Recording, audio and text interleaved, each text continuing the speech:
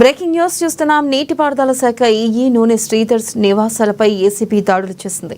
ఆదాయానికి మించిన ఆస్తుల కేసులో అధికారులు సోదాలు చేపట్టారు. ఏకకాలంలో హైదరాబాద్, కరీంనగర్, సిద్దిపేటలోని 12 ప్రాంతాల్లో తనిఖీలు చేస్తున్నారు. శ్రీధర్ ఎస్ఆర్ఎస్పీ డివిజన్ 8లో ఈఈగా పనిచేస్తున్నారు. కాళేశ్వరం ప్రాజెక్టులో 6, 7, 8 ప్యాకేజీల పనులను పర్యవేక్షించారు. ఇక ప్రస్తుతం ఇరిగేషన్ ఇంజనీర్ల సంఘం అధ్యక్షునిగా వ్యవహరిస్తున్నారు. భారీగా అక్రమాస్తులు కూడబెట్టినట్లుగా శ్రీధర్పై ఆరోపణలు ఉన్నాయి.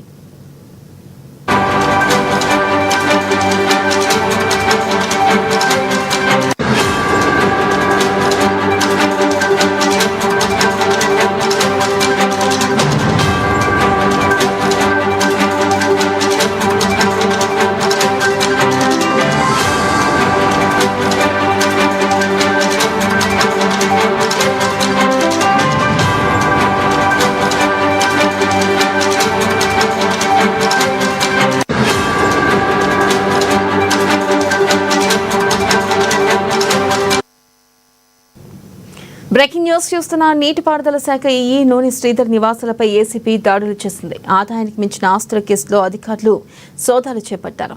ఇక దీనిపై మరింత సమాచారాన్ని మా ప్రతినిధి రవీందర్ అందిస్తారు.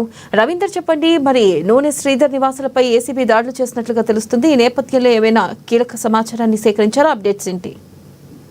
నెల తెలంగాణ వ్యాప్తంగా హైదరాబాద్ తో సహా ఇటు సిద్దిపేట, కరీంనగర్ జిల్లాలో ఉదయం నుంచెల్లే 12 చోట్ల అయితే ఏసీబీ అధికారులు సోదాలు నిర్వహించడం జరిగింది. ఈగా నీటిపారుదల శాఖ ఈగా ఉన్న నూనె శ్రీధర్ ఇంట్లో దాదాపు ఉదయం వేల నుంచెల్లే ఏసీబీ అధికారులు సోదాలు అయితే నిర్వహిస్తున్నారు. అదేవిధంగా కరీంనగర్ సంబంధించి వర్క్షాప్ ముందర ఉన్న ఒక అపార్ట్మెంట్ లో శ్రీధర్ నివాసం ఉంటున్నాడు కాబట్టి ఉదయం వేళలోనే శ్రీధర్ ఇంటికి ఏసీబీ అధికారులు చేరుకోవడం జరిగింది. అక్కడ కూడా సోదాలు నిర్వహించారు. శ్రీధర్ నైతే అదుపులోకి తీసుకున్నట్టుగా మనకు తెలుస్తుంది. అయితే అలాగే ఇంకా కొన్ని చోట్ల కూడా ఇప్పటివరకే ఏసీబీ అధికారులు అయితే సోదాలు నిర్వహిస్తున్నారు. అయితే అతను ఆస్తికి మించి ఒకవైపు అతను సంపాదనకు మించి కూడా ఒకవైపు ఆస్తి ఉందనే కోణంలో కూడా ఈ సోదాలు అయితే జరుగుతున్న పరిస్థితులు అయితే కనబడుతున్నాయని చెప్పవచ్చు. కరీంనగర్ లో అతనికి సంబంధించిన 2 ఇండ్ల పైన కూడా సోదాలు నిర్వహిస్తున్నారు. అదేవిధంగా తెలంగాణలోని 12 చోట్ల, మొత్తం 3 జిల్లాల్లో 12 చోట్ల కూడా ఏసీబీ అధికారులు ఉదయం వేళ నుంచి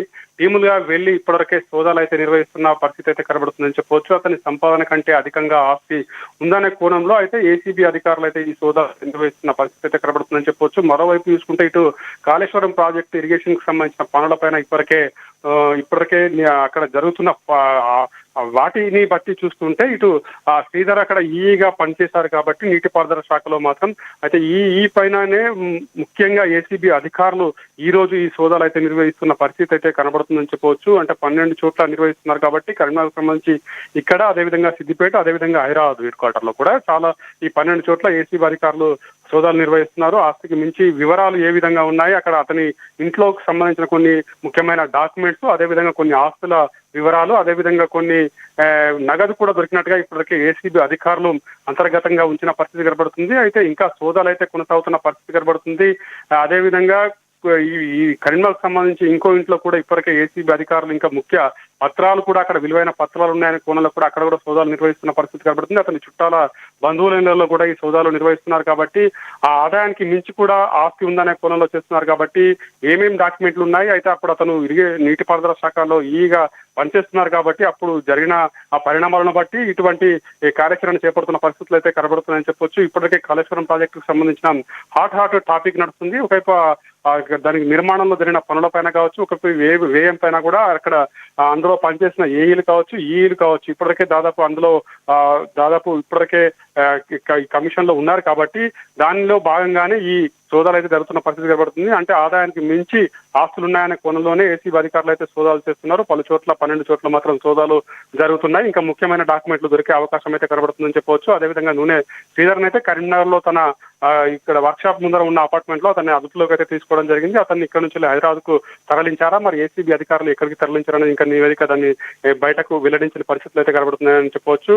ఎట్టకేలకు 12 చోట్ల మాత్రం ఏసీబీ అధికారులు ఉదయం వేళ నుంచి ఇప్పటివరకు సోదాలు అయితే నిర్వహిస్తున్న పరిస్థితి కనబడుతుంది. కీలకమైన డాక్యుమెంట్స్ కావచ్చు, ముఖ్యమైన ఏమేమి ఉన్నాయనే కోణంలో కూడా వాళ్ళు దాన్ని బయటకు తీసే అవకాశం కనబడుతుంది. దాంట్లో వచ్చిన అనంతరం కూడా దాన్ని ఏ విధంగా ఫర్దర్ గా ఏసీబీ అధికారులు ముందరకు పోతారు, ప్రభుత్వానికి ఏ విధంగా సమర్పిస్తారనేది మాత్రం ఇంకా తెలియాల్సి ఉందనే చెప్పవచ్చు. విన్నెల. Right Ravinder, thank you.